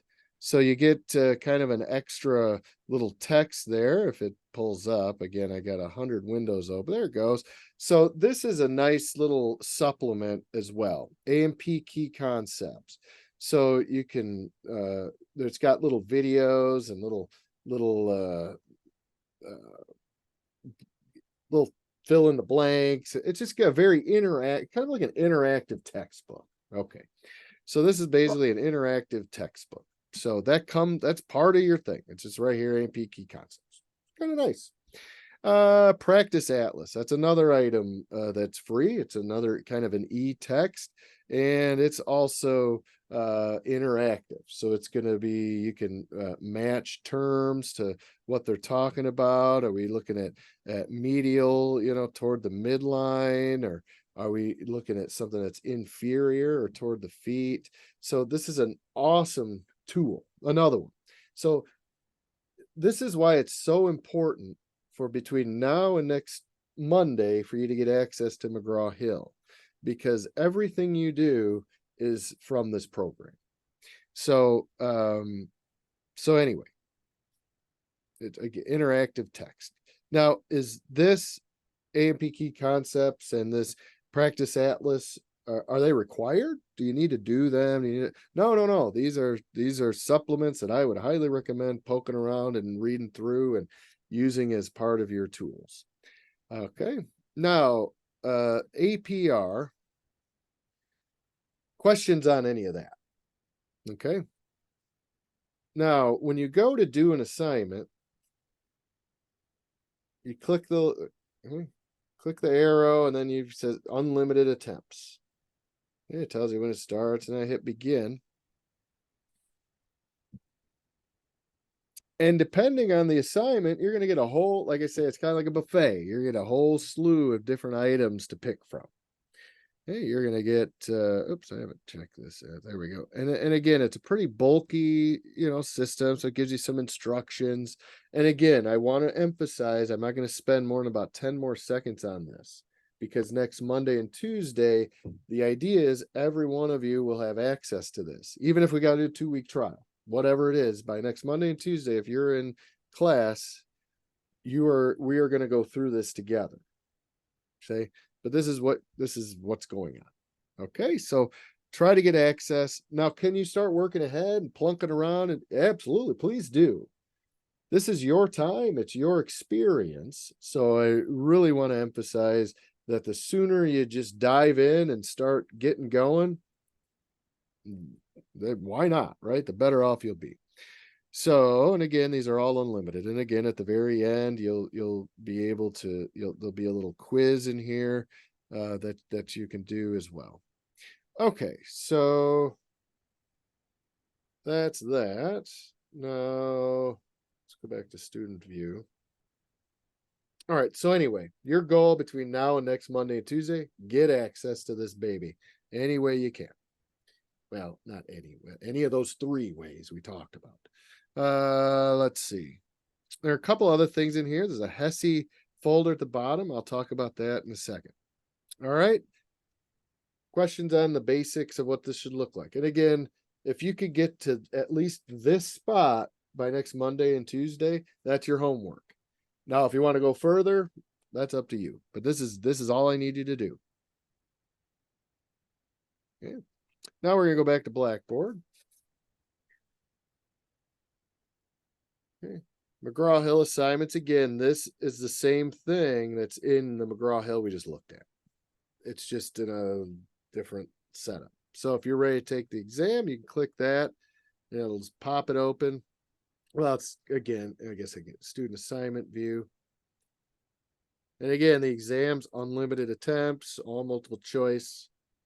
The idea, remember you guys, when you're working in nursing or allied health, because that's where most of you are going, when you're faced with a question or anything, the idea is that you need to be able to collaborate or to get whatever it is that you need to be as close to 100% sure that what you're doing is correct.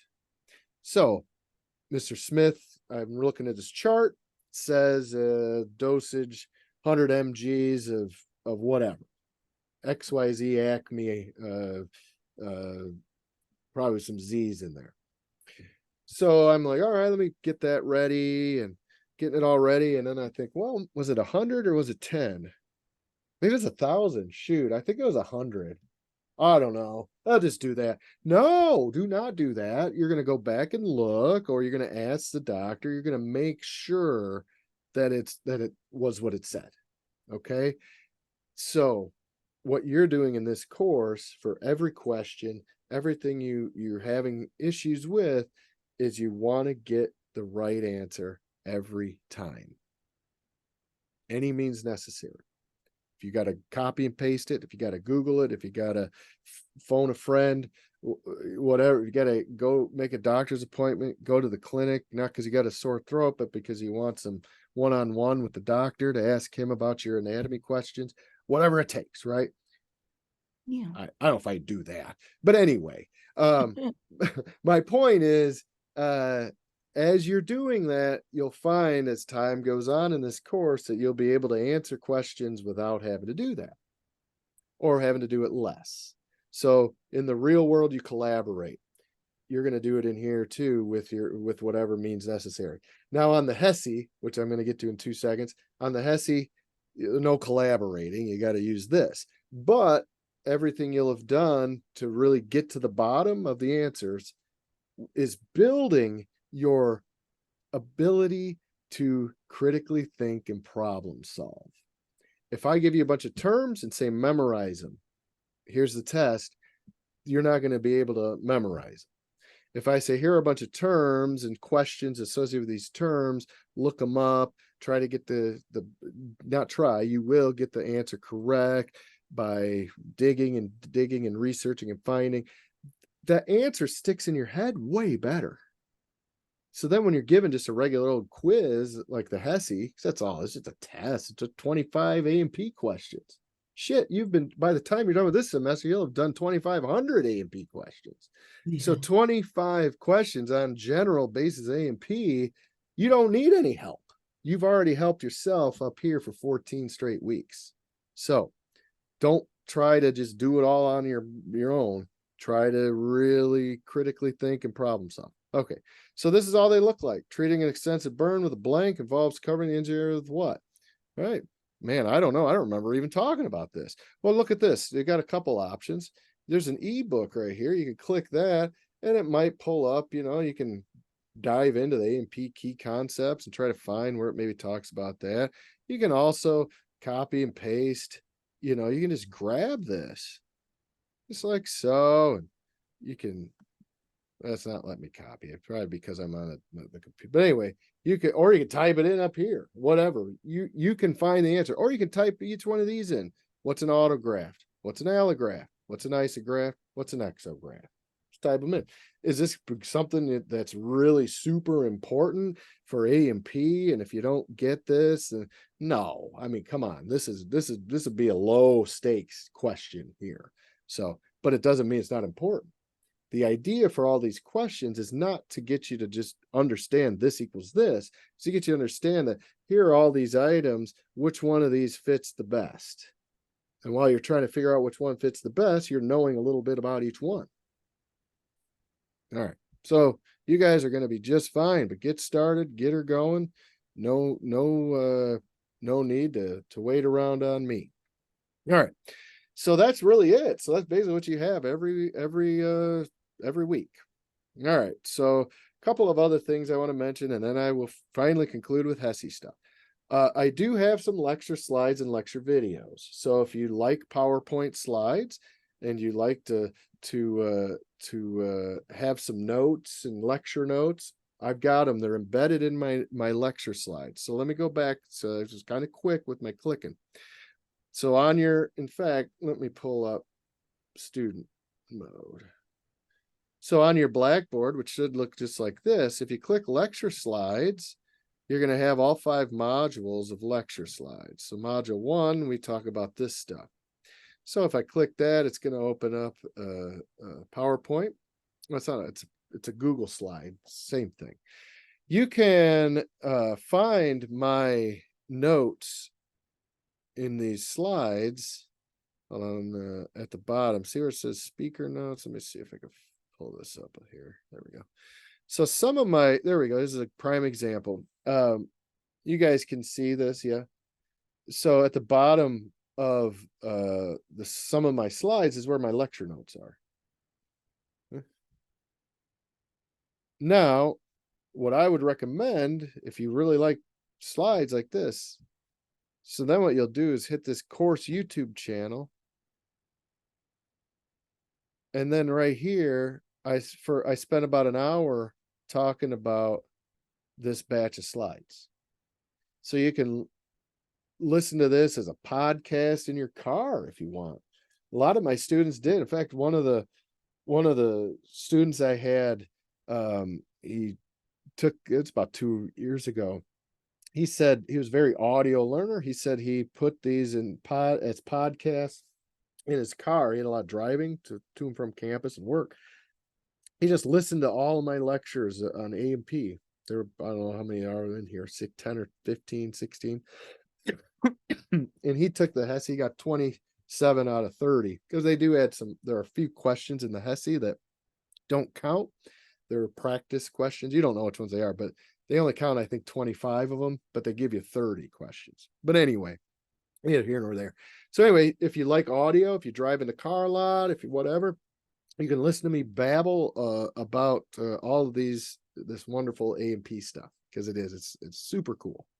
So, and there'll be some occasional maybe comic relief in there too. Pardon me. I'm downstairs at my house, or of course it's a meat locker down here. So I have a space heater, but it dries things out. So it's like, I got a tickle in my throat. All right. One more thing. We made it just about. Oh, lab slides. We'll look at that next week. That's for wet lab. Okay. So this is for what we do in class. So we don't need to click that right now. All right, HESI prep tools. I'm going to skip those first 2 real quick and talk about this anatomy terms list. For extra practice, more A&P fun stuff to do, I have module term lists. These are in documents, Word docs. They don't, these Word docs have a lot of identifiers and stuff, pick photos and screenshots and stuff. For whatever reason, Google Docs doesn't work well when you're trying to translate a Word doc to a Google Doc if there's a bunch of copied and pasted stuff. So these are all in regular Word documents. Okay. So I can pull one up real quick. You won't be able to see it, so I'll just switch my screen sharing. Okay, just bear with me for 1 second. These are extremely helpful. Now, these are not due. These aren't assign. They say assignment. I want to reiterate, they're not assignments. They're not extra credit. They're simply more tools to aid you in your A&P knowledge and growth. Okay. So let me pull that up. I don't know if any of you downloaded those, but I'm going to pull one up so you can see. I got Where to is change that? I my don't want to screen. do anything I don't have to Right. do. Okay. Screen sharing is Oh. stop. Windows closed. Oh boy. So, hey, how you guys doing? Let's see. Let me see if I can anatomy terms list. There we go. So in black, I'm gonna go back to Blackboard. So you can see my Blackboard, right? Yes. Or your Blackboard. At the bottom under HESI prep tools and resources, it says anatomy terms list. Oh, yeah. And in there, again, it's a study tool. And it's going to have a bunch of anatomy terms as well as a bunch of identification stuff. So it's just more items. Again, all of you, this is another spot at the buffet, right? So this is another stop on the Golden Corral. So if you want to dive in to that, you can. Now let me see if I can pull one up so you can see. I got to do a new share. So I got to stop that share again, and then we're going to go to this, and we're going to hit that. All right, now you should be able to see that terms list. Let me see if I can. Oh my gosh. I'm with you, Corbin. There's just window after window after window. Oh my gosh. Come on. There we go. Now, can you guys see the general A&P Unit 1 assignment? Yep.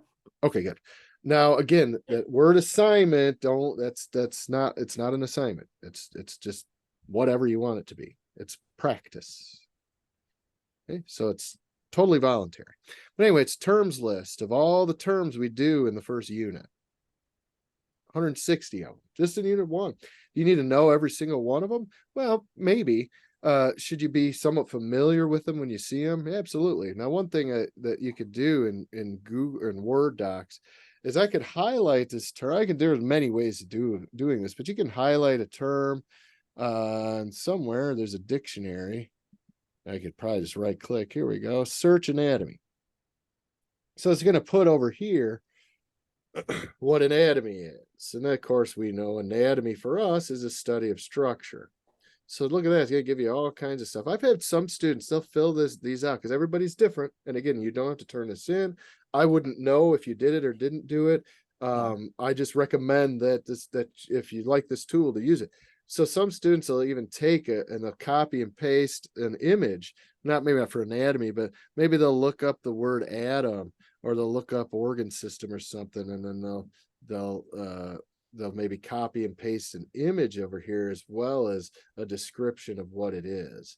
So anyway, so you can familiarize yourself with all of the terminology we do in A&P by going through these. That's one way. And then the other thing these have is I have a lot of fill-ins that can help you. This is just practice. It's basically a practice workbook that I've put together. Okay. And again, it's not due. And the other thing is the key. So that's that. I'm going to stop sharing and go back. I want to show you one thing with that real quick. And then I promise we're pretty much done. Oops, what the hell? That wrong screen. Share screen. I want to share this one. Okie doke. There we go. No, that doesn't need that. Okay. Oh, and notice I have highlighted here says key video. Also in our YouTube playlist at the bottom, it says general A&P units 1 through 5 keys. So I go through pause that real quick. I go through all of the answers to the identifications. So like, for instance, if you filled this one out and you want to know whether you filled it out correctly, you can find the key right in here in the YouTube. Or you can click this link. And it'll take you to the exact same spot. Undo, shoot. Oh no. Dang, I just X'd out a Blackboard. Did you guys see that? That's what happens when you have 50 windows. Well, that's an easy fix. At least I didn't X out of Zoom. We'd have really been screwed. All right. Well, actually, you guys might have been doing bat flips. I hope not. Anyway, so hey, we made it back into Blackboard. That wasn't too hard. So lastly, Hesse. We're pretty much out of time as far as, we've got about 5 minutes. So I do want to mention this real quick. Hesse tools. And again, this is what I know about it. And I could talk more next week, and I plan to. I put this Hesse Prep link in here. This takes you to the library. This is a Gateway Technical College, has its own section on all kinds of Hesse resources. My advice is to go there first when you have Hesse kind of questions. It talks about the ebooks. They've updated this just over the winter break. This looks different than it did just 2 months ago. So they're constantly adding new stuff that's very helpful. But this will give you a lot of great detail on the Hesse. Okay, that's the Hesse Prep link. I put some A&P question banks in a Google folder. So you have access to, again, just a whole bunch of Word docs and primarily Word documents. But they're just a bunch of multiple choice exams. So again, it's just more practice. If you want to just get a ton of multiple choice practice, there you go. And the keys are in there for you too. You can also do this unlimited amount of times. You could start today. You could do this every day if you want. But I put a practice quiz in here. It's from a pool of 250 types of questions you'd see on the Hesse. And so this is a 25 question practice quiz from this pool, which means you could take this unlimited times and you're probably gonna get different questions each time. You may get some of the same ones. I did put a timer on it, just again, to get you into the rhythm and the routine of practicing. It's not worth any points. It's simply for Hesse Prep. So I'm gonna click it, show you what it looks like. Simple as this. Damage to the blank nerve could make the diaphragm unable to function. Well, one thing, if you don't know the answer, you could play real quick process of elimination. The idea is we're looking at a diaphragm. A lot of times nerves and blood vessels are named for the item they're going to. Well, there are 3 letters I see in the middle of diaphragm. P-H-R. Do you guys see that? Diaphragm. There's only Yeah. one word over B. here that has that B. Bam. Yep, I that's it. like the way you think, man. Okay, that's how you guys do it. Practice, practice, practice. Okay. And again, you're not just trying to memorize that the phrenic nerve innervates the diaphragm. No, that's not what you're memorizing. You're simply looking at things and breaking them down and using logic. Okay. And along the way, you're definitely gonna say this equals this, right? That's how you'll eventually see it, But yeah, you guys are just build. So you're gonna do that. And again, it tells you up here, you're on a time limit, and it'll tell you how much time you have left. And this question's probably a little more advanced than you might see on a Hesse, but that's okay. We don't mind with if we still are going to maybe see the word soleus and the word soleus muscle. So again, you can simply just go like this, and oops, I forgot the S. But anyway, you can do this and copy and paste it and put it into Google. You can do this and copy and paste it, search Google for that. Yeah, boom, tells you right there. Now, does that help you? Well, it gives you the answer, but it gives you this idea that if I go to the next stop, I was hoping it would pull it up. Yes, Quizlet. So my goal of copying, pasting, showing you on the internet how to find questions. Another spot you can go for a useful website is called Quizlet. So if you haven't heard of Quizlet, I would highly recommend checking that out. You can even go to Quizlet and type in Hesse or Hesse A2, and you can find people. In fact, I should probably be more specific. Hesse A2. There we go. You can find study sets already created in Quizlet for Hesse A2. And again, your Hesse is more than A&P, right? So, or maybe you don't know that, but we'll talk about it. I'm going to X out that. So anyway, practice tests, and you can take them as many times as you want, over and over. All right, Hesse folder. just added a little, I put a HESI practice exam in a PDF in here. So this would be the whole thing. You guys do, I think, reading, English, math, and science. I think. I don't think you have to do biology, chemistry, and a bunch of other stuff. But anyway, that's another spot. Here's some math prep chapter. So this and then an A&P prep. Most of my students, they usually do fine with A&P. And then the math part tends to be a little tricky. So we'll talk a little bit about that next week. But we're out of time this week. I didn't plan on really going into too much detail about the HESI, just getting your whistle wet, if you will, on what is available, and really too why you're here. And really your goal is not just to pass this class. Your goal is to prepare for the HESI. And so that's, if you do that, you'll pass the class, certainly. All right. Do you guys have any questions? That was a lot. I recorded it. So I'm going to stop the recording now.